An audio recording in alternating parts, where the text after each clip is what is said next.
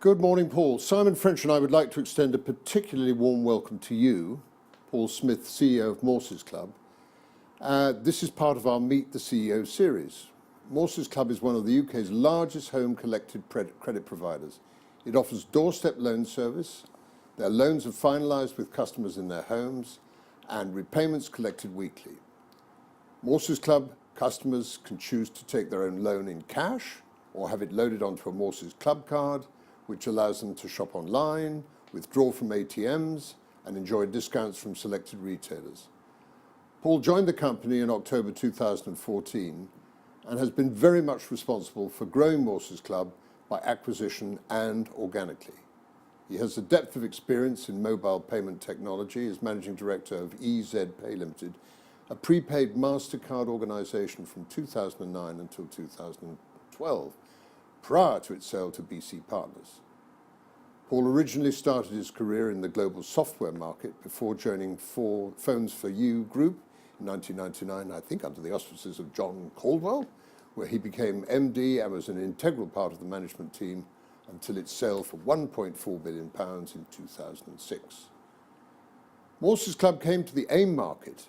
This doorstep lender with 200,000 customers in the UK floated in early May 2016 on the AIM market with a value of about £140 million in terms of market capitalisation. The initial public offering was at 108 pence per share. Perpignan Limited, the selling shareholder, controlled our capital, which provides turnaround and growth funding to UK businesses. It was raising at the time £68.5 million by selling down its holding in Morses Club and will be left with 51% stake in the operation, with 5.1% of the company owned by the directors. You've done incredibly well, Paul. Unbelievable. The share price since the IPO has gone up from 108 pence to 128p. That's a gain of 15.5% in very tricky conditions when we know the banking sector has not had a good time at all.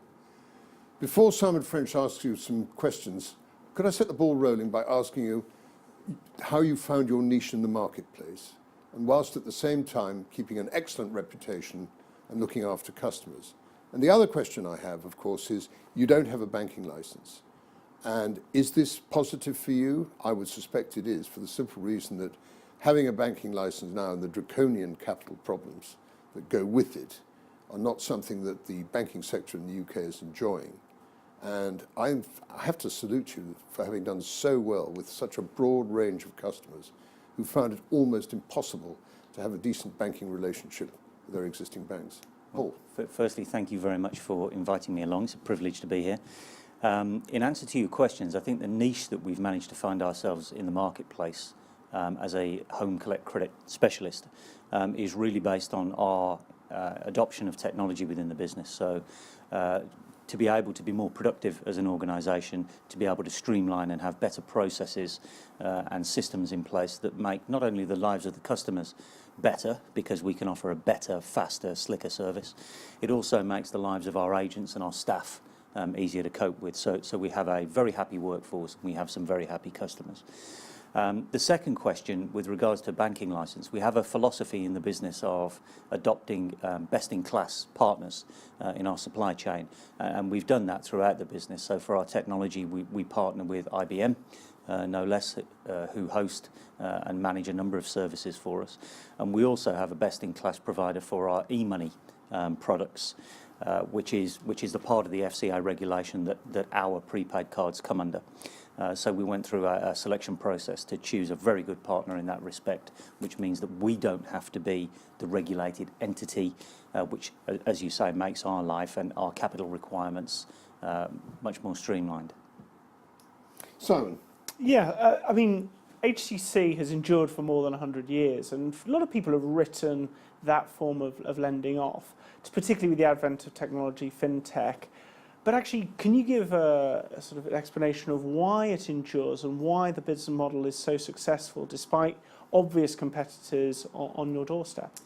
I think that probably the predominant reason is that the customers that use Home Collect Credit are very, very difficult to trace and to check with any degree of certainty from a creditworthiness point of view.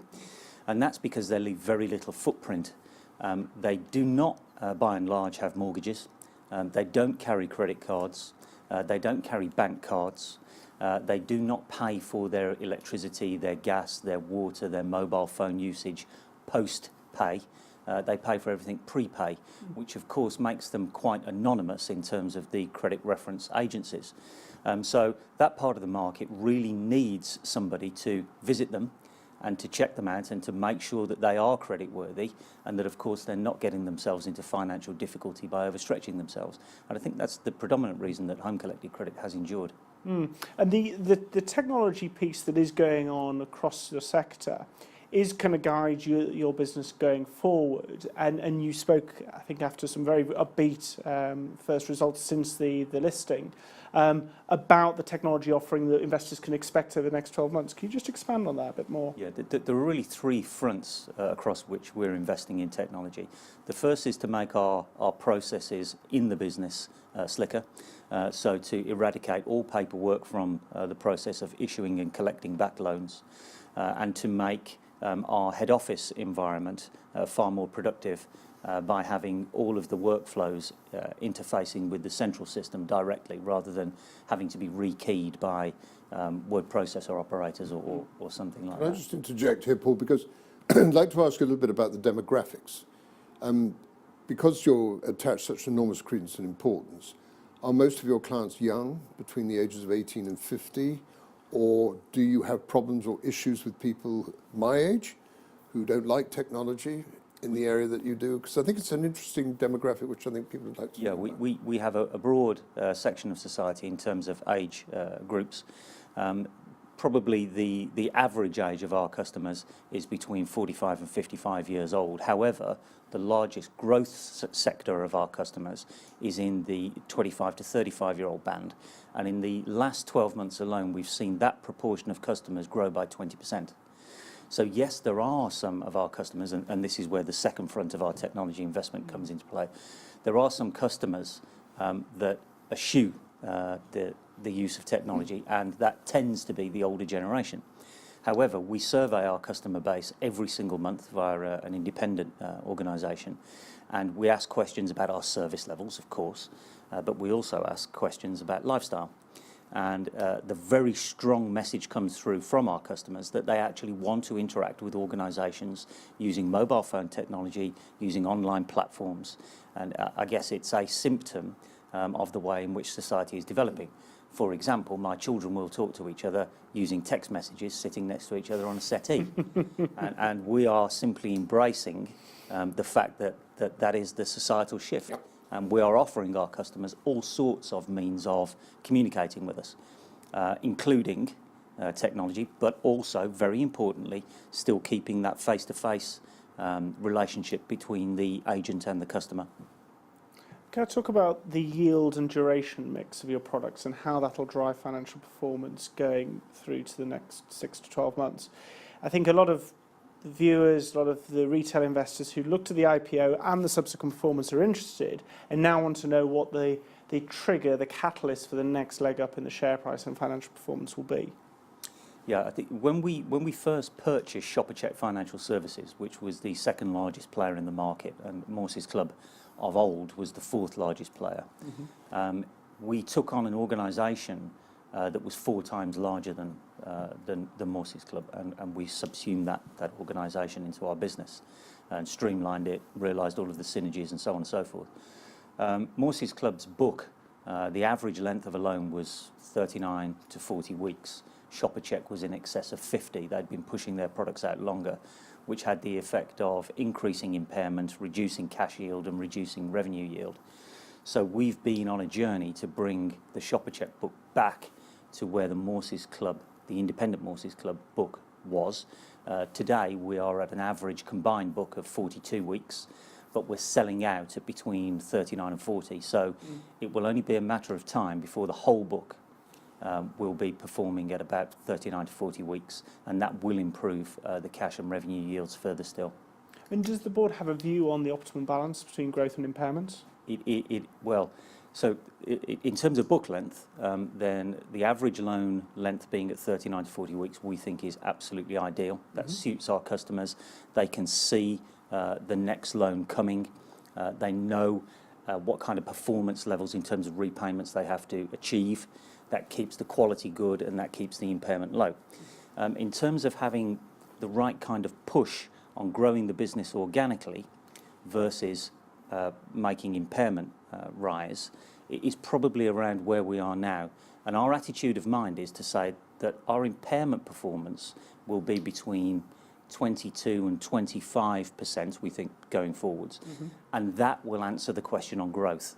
So whatever growth comes from having that level of impairment in the business is the ideal balance. And that looks to us like a mid-size, single-digit percentage of growth, yielding a lower 20% impairment performance. I mean, David, what's coming across to me quite strongly is the nature of product development to develop organic growth. Are you looking also to bolt on any acquisitions going forward? What is the kind of the corporate view on that? I wanted to ask that as well. Well, it's a very fragmented market, as you know. So there are still just short of 400 individual home collect credit businesses in the UK. There are obviously three organisations that have the massive amount of market share, being Provident, ourselves, and Loans at Home for You. So there is an opportunity to purchase some of the tail end players, the smaller operators in the market. In the last 18 months, we have acquired 17 businesses for a total of £18 million. And we are acquisitive still, so we still have a healthy pipeline of opportunities. We're in negotiation with several organisations, and we will continue to make acquisitions. Is that for geographical access, Paul? I mean, do you have an area that you focus on, and would you like to be entirely cover the whole country? Or do you see yourself as a consolidator within the industry? It's the latter. We see ourselves as a consolidator. So we already have 100 branch offices across the UK, and that gives us full penetration of the whole country. But we do continue to add books into existing areas where we find the opportunity as the market consolidates. And it's another important factor on the technology front that we do have presently 100 branch offices. But of course, now that we have eradicated all of the paperwork from the system, and every single agent and every single field manager is empowered by technology, we can start to look at productivity improvements, and from 2017 really look at the fabric of the business with an eye to reducing the cost further still. I would like to take you to Morses Club card, which obviously opens up a lot of opportunity with the leverage, the knowledge, the systems you have to expand the offering. What's the vision for Morses Club card? Well, firstly, the Morses Club card was launched in response to our customer surveys that I mentioned earlier. So a proportion of our customers, over 60% of the base, with a predominance in the younger part of the base, were telling us that they wanted to spend money online. But of course, with a cash loan, you can't do that. You can't buy a flight with EasyJet or Ryanair. You can't use Amazon or eBay.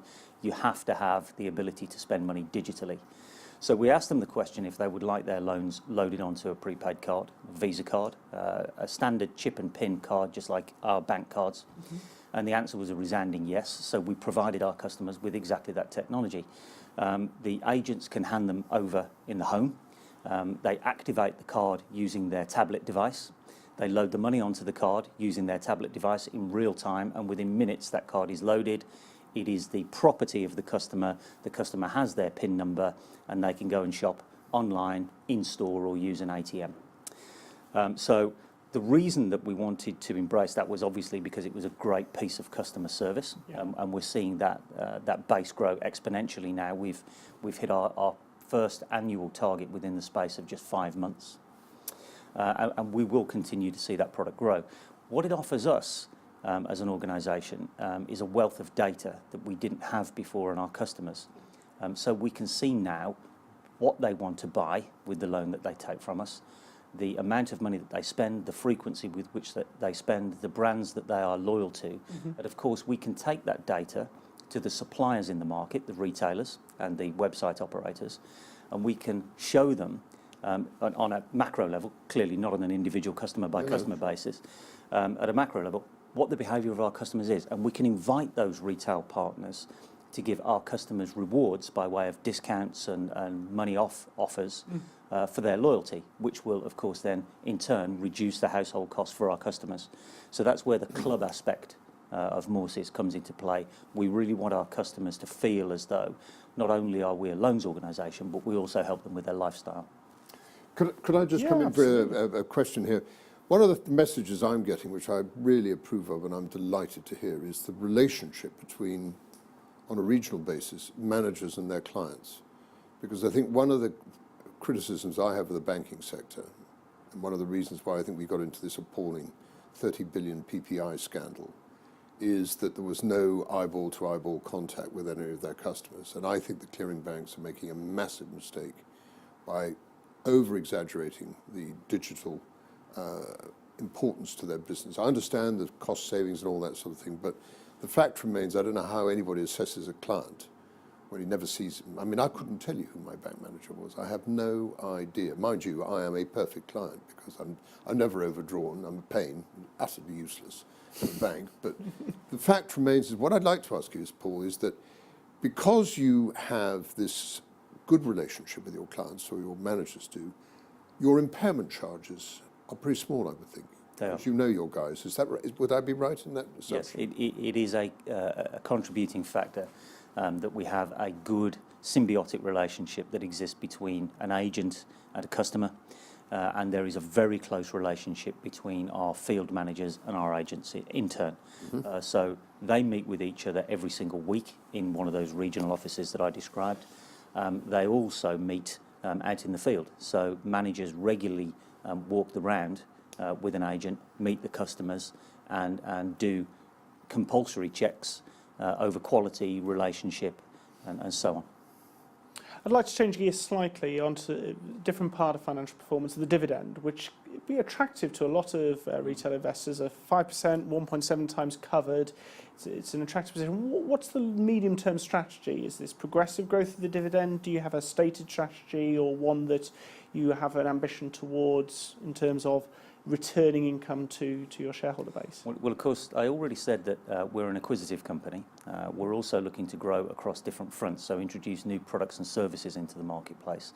And obviously, they require capital and investment. So we're going to continue to invest in the business and grow the business. So we will be growing, and we will reflect that in the value of the organisation. And if we ever, in the fullness of time, run out of the potential to grow, then we will keep progressively pushing up the amount of our profits that we release into the market in terms of dividend. So we are we're a bit of a blended You're not animal. ex-growth by any sense? Absolutely not. We're a bit of a blended animal. Very good yield at the moment, but with lots of potential to grow in home collect credit, plus in very near field opportunities with customers that we don't currently deal with today, but that we can, because of our third front of technological investment, we can deal with them in the future. And indeed, by the end of this financial year, we will be launching a new brand powered by Morses Club, which will be an online brand, which will appeal to a generation of customers that are not home collect credit customers, but that do have a slightly impaired credit history. But younger customers who are looking online for a loan where they can apply within a few minutes, they can be approved within a few minutes after the requisite checks and balances, and then they can receive the money paid into their bank account. And they would repay typically using a direct debit, a standing order, or a continuous card authority. But I stress that this is a very different segment of the community to home collect credit customers. These are people who have a substantial financial footprint. So they are mortgage holders, they have post-pay contracts with gas, electricity, mobile phone companies, and they are therefore very referenceable using the CRAs. Presumably, given the demographic profile of that group, we're going to have an increasing proportion of people who've come through with £30,000-40,000 worth of student debt, for whom the access to the credit market, the familiarity with the credit market, and the requirements for that kind of service is only going to grow exponentially from this point forward as that cohort grows from post the 9,000 tuition fee base. We believe so. And at the moment, it's estimated that there are 9 million consumers in that proportion, in that segment of the UK society, versus 3 million in the home collect credit market. So we have plenty of potential to grow into a much larger Any idea, Paul, say in the next year you're at, say, 200,000 now. Would you be at 240 by the end of 2017, do you think? In terms of customer numbers? Yeah. Difficult to put a figure on it's it. hard, it's impossible. And because it's a new market that we're entering it with caution, which is the conservative attitude that we take to all of our growth plans. So our aspiration in the first year is to go up to 20,000 customers with that new product. Right. And we will feel our way into that market, and we will find the correct balance, the top of the bell curve between the competing factors of growth and impairment, because we accept that impairment in that market will be a little higher, Right. because there is more inherent fraud in that market. However, the costs will be much lower. So we think the profitability will be equal to home collect credit customers, but there'll just be a different balance between the cost base. Now, Paul, you're talking to two people who are on very different sides of the Brexit argument, and I'm not going to draw you on your own personal views, but I am going to ask you what your assessment is, the impact that Brexit, as much as anybody understands what the material impact will be, on your business, both as a UK-focused company. It's unavoidable that investors will be interested. And have you made an internal assessment? Do you have a personal view?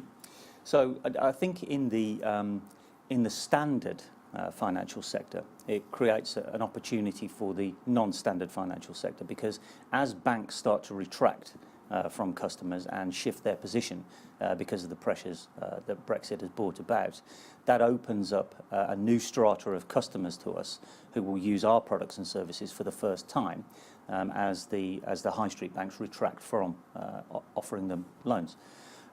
As far as the macroeconomic environment is concerned, just in general, I think history tells us that players in this particular sector are largely unaffected by it. So if we look back to the credit crunch and we track Provident's performance through that period, for example, they grew in profitability in each year that the effects of that were felt in society.